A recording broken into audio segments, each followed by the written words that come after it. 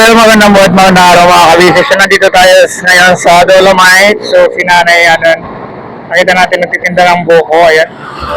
So, konting katanungan lang kay Nanay para namang malaman natin. Kasi pag pupunta ako dito, ayun, palagi ko siyang nadadaanan. Tapos binibigyan niya ako ng buko ng libre lang. Ayan. So, mga kabisnes, alaman natin ang kwento ng buhay ni Nanay. Hi, Nay! Pangalan mo po? Janet Magagato. Nagkasaan po kayo, Nay? Taga-Baseco, pero dito ako naghahanap buhay araw-araw. Ilang taon na po kayo? 50 na ako. Kwenta po. Oo.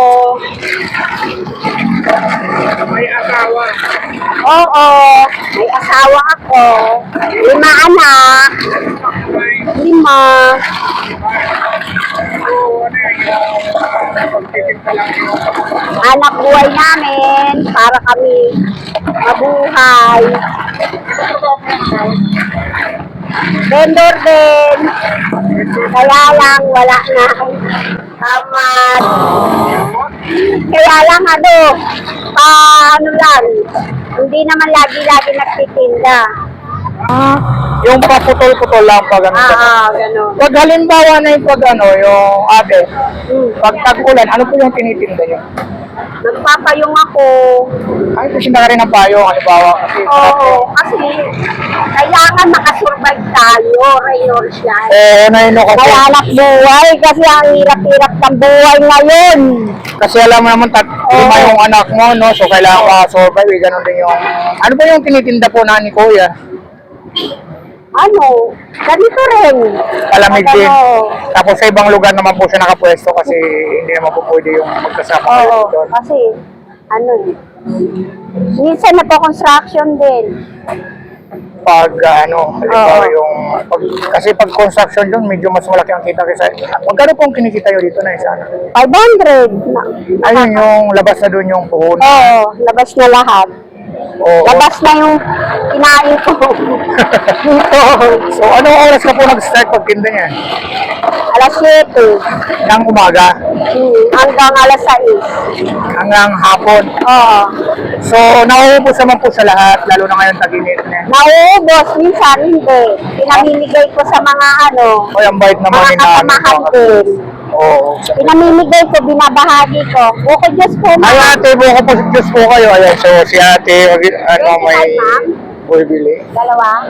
Ayan, so sa halagang 25 pesos po yung...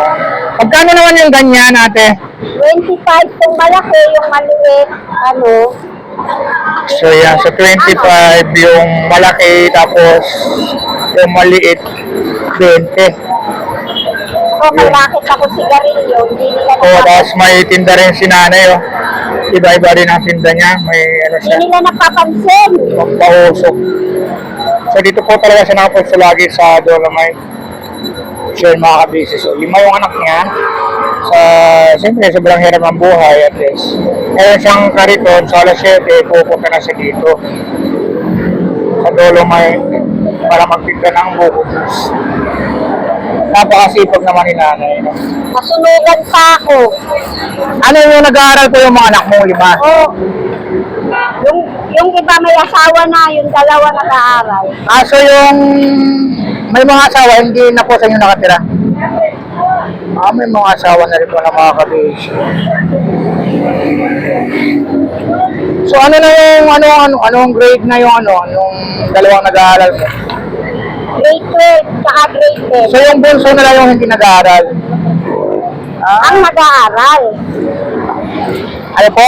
Yung bunso, yung nag-aaral, dalawa, yung bunso sa yung sumunod. Kasi yung isa nag-stop.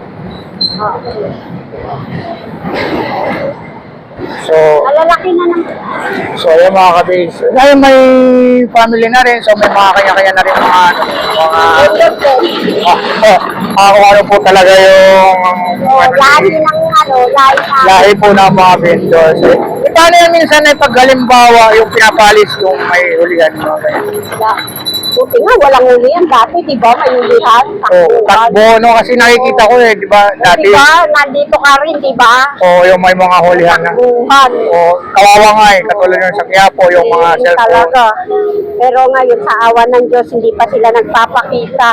Oo, kasi Hindi pa sila nagpaparamdam. siguro napaka-busy din nila, kaya ganun. Oo. Salamat sir, ma'am. Oo. Ayan. So, Ito ayan. rin. Ano nga ulit yung pangalan ng asawa mo?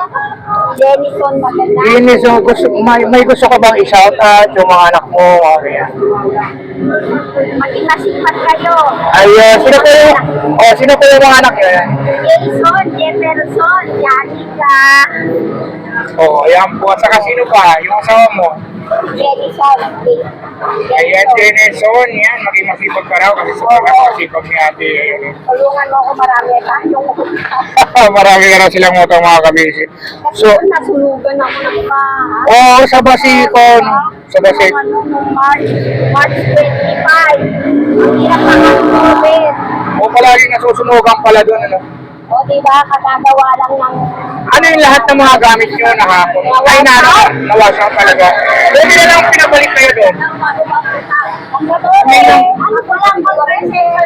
So, ano yung nakabili kayo ng rides? May right ba yung basero? Di ba rides para Hindi, makapag-ferry? ano lang, lugar nga ako, pero totally walang right. Kaya always tulong. Suwatin. Sa bagay. No choice ka, may sunod. Paano yung lahat wala talagang natira na? Panibagong bili na naman. Kawawa naman sila na lahat yung mga kabili. Kaya maasa sa kusang kami. Ano yung may binigay naman na yung galing sa government?